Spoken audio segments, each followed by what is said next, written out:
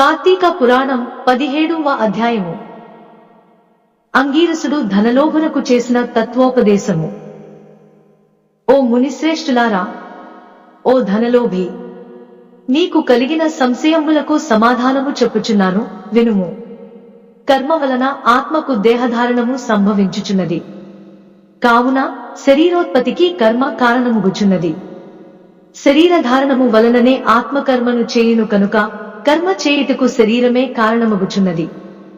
స్థూల సూక్ష్మ శరీర సంబంధము వలన ఆత్మకు కర్మ సంబంధము కలుగునని మొదట పరమేశ్వరుడు పార్వతీదేవికి వివరించెను.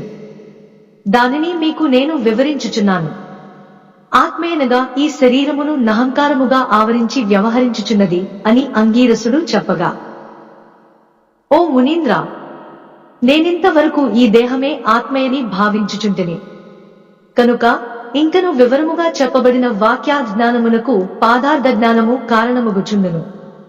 కాన అహం బ్రహ్మ యను వ్యాఖ్యార్థమును గురించి నాకు తెలియజేయండి యని ధనలోభుడు కోరెను. అప్పుడు ధనలోభునితో అంగీరసుడెట్లనియే, ఈ దేహము అంతఃకరణవృత్తికి సాక్షియే, నేను నాది అని చెప్పబడు జీవత్మాయే అహం అను శబ్దము. సర్వాంతర్యామియే సచ్చిదానంద రూపమైన పరమాత్మ నహ అను శబ్దము. ఆత్మకు శృటాదుల వలె శరీరమునకు లేదు. ఆ ఆత్మ సచ్చిదానంద స్వరూపము బుద్ధి సాక్షి జ్ఞానరూపి శరీరేంద్రియములు మొదలగువాని వ్యాపారమునందు ప్రవర్తింపజేసి వానికంటే వేరుగా ఉన్నదే ఎల్లప్పుడూ నొకే రీతిని ప్రకాశించుచునుండునదే ఆత్మ ఎనబడను. నేను అనునది శరీరేంద్రియాదులలో కూడా నామరూపముతో నుండి నశించునవియేగాక ఇట్టి దేహమునకు జాగ్రత్త స్వప్న సుషుప్త్యవస్థలు స్థూల సూక్ష్మాకార శరీరములను మూడింటి యందును నేను నాది అని వ్యవహరించేదే ఆత్మయని గ్రహించుకునుము. ఇనుము సూదంతు రాయిని అంటిపెట్టుకుని తిరుగునటుల శరీర ఇంద్రియాలు దేని నాశ్రయించి తిరుగుచుండునో అదే ఆత్మ. అట్లే అవి ఆత్మ వలన తమ పనిని చేయును. నిద్రలో శరీరేంద్రియాల సంబంధము లేక గాఢ నిద్రపోయి మేల్కొన్న తర్వాత నేను సుఖనిద్రపోతిని, సుఖంగా ఉంది అనుకోనున్నదియే ఆత్మ.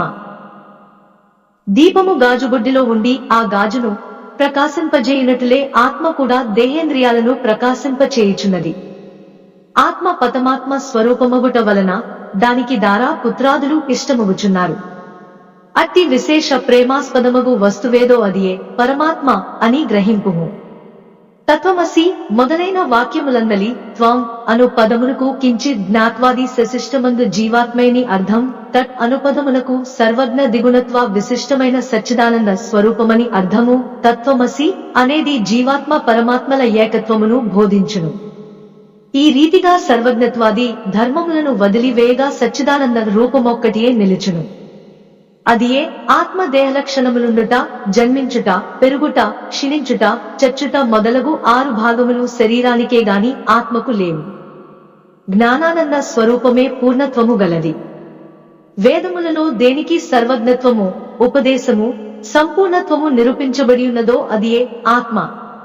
ఒక కుండను జూచి అది మట్టితో చేసినదే అని ఏ విధముగా గ్రహింతుమో అటులనే ఒక దేహాంతర్యామి యగు జీవాత్మ పరమాత్మయని తెలుసుకునుము. జీవులచే కర్మ ఫలమనుభవింపజేసేవాడు పరమేశ్వరుడనియు జీవులు కర్మ ఫలము అనుభవింతురనియు తెలుసుకునుము. అందువలన మానవుడు గుణ సంపత్తుగలవాడే గురు శుశ్రూష నొనర్చి సంసార సంబంధమగు ఆశలన్నీ విడచి విముక్తి నొందవలయును. మంచి పనులు తలచిన చిత్తశుద్ధియు దానివలన భక్తి జ్ఞాన వైరాగ్యములు గలిగి ముక్తి పొందును. అందువలన సత్కర్మానుష్ఠానము చేయవలయును. మంచి పనులు చేసిన గాని ముక్తి లభించదు అని అంగీరసుడు చెప్పగా ధనలోభుడు నమస్కరించి ఇట్లనెను. సప్తదశాధ్యాయము 17వ రోజు పారాయణ.